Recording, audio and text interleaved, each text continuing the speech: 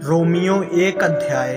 अभिवादन पौलुस की ओर से, जो यीशु मसीह का दास है और प्रेरित होने के लिए बुलाया गया और परमेश्वर के उस सुसमाचार के लिए अलग किया गया है, जिसकी उसने पहले से अपने भविष्यवक्ताओं के द्वारा पवित्र शास्त्र में अपने पुत्र हमारे प्रभु यीशु मसीह के विषय में प्रतिज्ञा की थी। वह शरीर के भाव से तो दाऊद के वंश से उत्पन्न हुआ और पवित्रता की आत्मा के भाव से मरे हुओं में से जी उठने के कारण सामर्थ्य के साथ परमेश्वर का पुत्र ठहरा।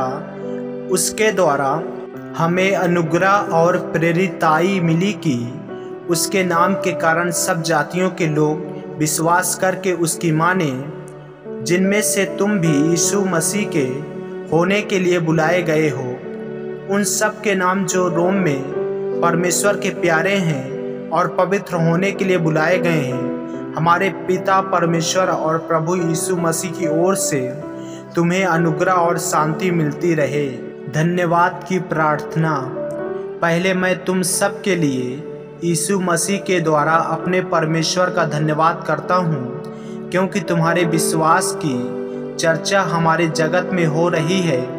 परमेश्वर जिसकी सेवा मैं अपनी आत्मा से उसके पुत्र के सुसमाचार के विषय में करता हूँ, वही मेरा गवाह है कि मैं तुम्हें किस प्रकार लगातार स्मरण करता रहता हूँ और नित्य अपनी प्रार्थनाओं में विनती करता हूँ कि किसी रीति से अब तुम्हारे पास आने की मेरी यात्रा परमेश्वर की इच्छा से सफल हो, क्योंकि मैं तुमसे मिलने की लालसा करता हूँ कि मैं तुम्हें कोई आत्मिक वरदान दूं जिससे तुम स्थिर हो जाओ, अर्थात यह कि जब मैं तुम्हारे बीच में हूँ तो हम उस विश्वास के द्वारा जो मुझ में और तुम में है एक दूसरे से प्रोत्साहन पाए। हे भाइयों, मैं नहीं चाहता कि तुम इससे अनजान रहो कि मैंने बार बार तुम्हारे पास आना चाहा कि जैसा मुझे दूसरी अन्य जातियों में फल मिला वैसा ही तुम में भी मिले, परंतु अब तक रोका गया। मैं यूनानियों और अन्य भाषियों का और बुद्धिमानों और निर्बुद्धियों का कर्जदार हूँ। अतः मैं तुम्हें भी जो रोम में रहते हो सुसमाचार सुनाने को भरसक तैयार हूँ। सुसमाचार की सामर्थ्य, क्योंकि मैं सुसमाचार से नहीं लजाता, इसलिए कि वह हर एक विश्वास करने वाले के लिए, पहले तो यहूदी फिर यूनानी के लिए उद्धार के निमित्त परमेश्वर की सामर्थ है, क्योंकि उसमें परमेश्वर की धार्मिकता विश्वास से और विश्वास के लिए प्रकट होती है। जैसा लिखा है, विश्वास से धर्मी जन जीवित रहेगा। मनुष्य जाति का पाप, परमेश्वर का क्रोध तो उन लोगों की सब अभक्ति और अधर्म पर स्वर्ग से प्रकट होता है जो सत्य को अधर्म से दबाए रखते हैं, इसलिए कि परमेश्वर के विषय का ज्ञान उनके मनों में प्रकट है, क्योंकि परमेश्वर ने उन पर प्रकट किया है उसके अनदेखे गुण, अर्थात उसकी सनातन सामर्थ्य और परमेश्वर तत्व जगत की सृष्टि के समय से उसके कामों के द्वारा देखने में आते हैं, यहाँ तक कि वे निरुत्तर हैं। इस कारण कि परमेश्वर को जानने पर भी उन्होंने परमेश्वर की योग बड़ाई और धन्यवाद न किया, परंतु व्यर्थ विचार करने लगे, यहाँ तक कि उनका निर्बुद्धि मन अंधेरा हो गया।